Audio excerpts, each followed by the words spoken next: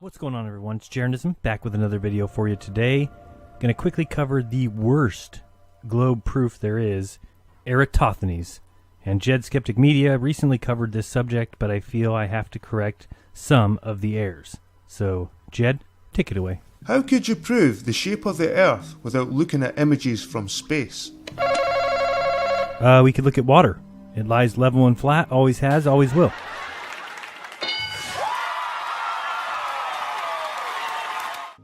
Well, a Greek named Eratosthenes did it 300 years BC. Ah, man, I'm sorry about that one. He was actually born in 276 BC. So you have him at about 24 years premature, which would be pretty impressive, but I don't think it's the case. He suspected the world was round. After all, the sun and the moon are round. He also noticed the sun's rays fell in parallel lines. Oh, really? Did he notice that?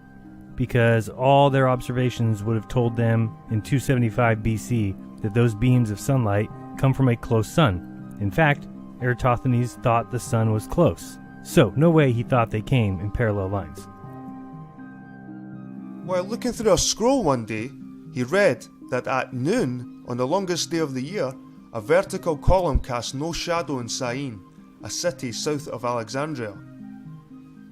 Eratosthenes knew that this did not happen in Alexandria.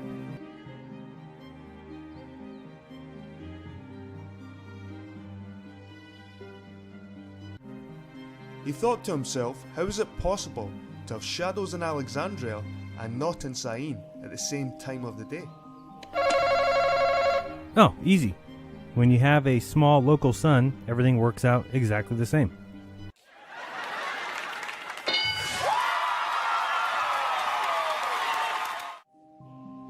Eratosthenes figured out that the sun must be directly overhead in Syene, but not in Alexandria.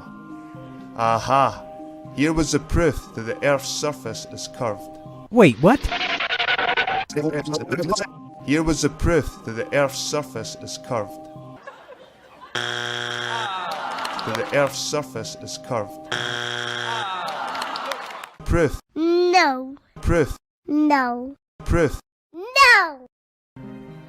He thought to himself, how is it possible to have shadows in Alexandria and not in Syene at the same time of the day? Alright, so I guess I'll explain it again. If you look here on the screen, we've got Syene and we've got Alexandria, and let's say we've got 500 miles between them, and you'll see the small local sun above the first pillar, which causes the second pillar to have a shadow, yet it's sitting on a plane, not on a sphere. If the angle was 1/50th of a circle, then the distance around the world must be 50 times the distance from Alexandria to Syene. Well, Jed, we appreciate it, but Eratosthenes, much like the bottom of your beloved globe, holds no weight. Next, we have a teacher trying to explain this garbage. Make sure you watch right at the beginning here, and you can actually see the moment that he realizes what he's teaching doesn't really make sense at all. And Eratosthenes realized that if you were to extend this ray of light coming in at Syene, it would go all the way to the center of the Earth, if you were to extend that line. And he realized that if you were to extend this ray of light coming in at Alexandria, it would miss the center of the Earth. But the pole setup, which was vertical, if you were to extend that line, it would go to the center of the Earth. Well, yes, I guess if you were on a ball, you might have those things happen. So now you can see part of the problem here. When the globe needs parallel rays, they use parallel rays. But as soon as an eclipse comes, well, now they need to use angled rays, as seen in this image. Not too hard to deceive people when you get to set the rules. And for all you who put so much faith into this Eratosthenes character, please take a look at his Wikipedia, which clearly says that it was unlikely, even accounting for his extremely primitive measuring tools, that Eratosthenes could have calculated an accurate measurement for the circumference of the Earth. He made 5 important assumptions, none of which, notice again, none of which are perfectly accurate. Number 1, the distance between Alexandria and Cyrene being 5,000 stadia. Number 2, that Alexandria is due north of Syene, which it's not. Number 3, that Syene lies in the Tropic of Cancer, which it doesn't. Number 4, that the Earth is a perfect sphere, which it's nowhere near. And number 5, the light rays emanating from the sun are parallel. So even Wikipedia your go-to holy book admits it. All right, what I hope people notice by researching this stuff is that clearly you have to give up your belief in Eratosthenes and most of his evidence. Also, you need to realize that your religion is as bogus as Joseph Smith and his golden plates. So let's start the final nails into the coffin. Number 1, Eratosthenes was the head librarian and scholar at the Library of Alexandria around 250 to 200 BC.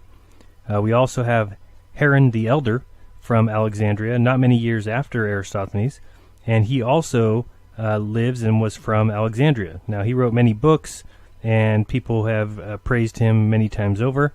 However, he never, and I repeat never, mentioned Eratosthenes. Also, they both studied the same subject. So there's no way that somebody would not know about the head of the Library of Alexandria. Not when they are studying the same subjects. If you've ever looked into the Earth measurements or anything at that time, you would definitely have come across Eratosthenes. Unless, of course, things were written in 1600, and then you're going to have a hard time getting all your P's and Q's and things lined up. So certainly what it seems like happened. All right, we move on to number 2, which was the geography, as Eratosthenes is considered to be the inventor of geography, and he measured Earth's rotundity, yet this is his map. Yep, that's his map, with longitude and latitude as straight boxes. So if anybody was going to draw a map that was representative of reality, since he knew it was a sphere and he knew the size, why do we have this map as the best map he ever produced? Something's fishy there. Now let's move on to number 3. He actually wrote on many topics, including geography, mathematics, philosophy, chronology, literary criticism, grammar, poetry. Unfortunately, there are only tiny little fragments left of his work, so Eratosthenes is nothing more than a myth, a legend. You can add him to the other gods that science worships, like Newton, St. Copernicus, and St. Galileo, and St. Einstein. All right, so the coffin is almost done. It's almost sealed. We're on to number 4. Have you ever heard of Dio? D-I-O. Well, many people only want to see peer-reviewed papers, so here you go. This is the International Journal of Scientific History, and what I'm about to tell you will shatter your little worship fest with Eratosthenes that every heliocentric fan seems to have. So let's get into the journal here. So to begin the journal, they first set out to show that there's no possible way that Eratosthenes had anything to do with measuring the circumference of the Earth, and if he did, he simply took numbers from earlier writers, and knowing the actual radius of the Earth, or at least what was believed at that time for those who believed in the ball, it was very easy for him to come up with a circumference, and no test needed to be done. They show a couple things here. They also show, and this will be the shocker amongst other things, but the first one is that Eratosthenes had the sun 12 times smaller than the Earth. All right, and now we're on page 2 of the journal. You can also go online, look up DIO science journals. You can find all the past issues, and they're all free, and they make absolute great finds. This one in particular going on and saying that Eratosthenes couldn't have possibly been the one who did this trick, and they've all but proven it because of things like his distance to the moon. He had that at 780,000 stadia. I'll tell you what that comes out to in a moment.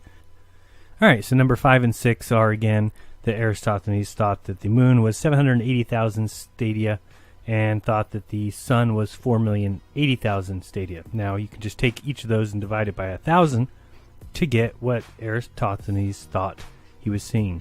Isn't it weird that we get 780 miles for the moon and 4,080 miles for the sun? A little bit interesting to get those distances in miles. Now, for flat earthers, isn't it interesting that we get a distance of 780 miles for the moon and just over 4,000 miles for the sun from Eratosthenes? There's no reason why his name should be brought up ever again. So, globe believers, teachers, intellectuals, it's basically time you drop the Eratosthenes myth. You're holding on to another religious dogma, and quite frankly, it's kind of embarrassing. It has been thoroughly debunked. It cannot be considered proof any longer of the globe. And if for some reason you think that it hasn't been debunked, well, please watch the screen now, because if these events actually happened, if he actually did measure this so-called distance around the Earth with these sticks and the sunlight, well then at the very least, the absolute very least, you would have to admit, as shown here, that a close sun, which is exactly as Flat Earth believes, and a small sun, which is exactly as Flat Earth believes, and a flat Earth, as Flat Earth believes, would yield the same exact results. So the fact that it's brought up continuously is at this point kind of pathetic. So when you say, Aha! Here was the proof that the Earth's surface is curved. you just simply sound silly.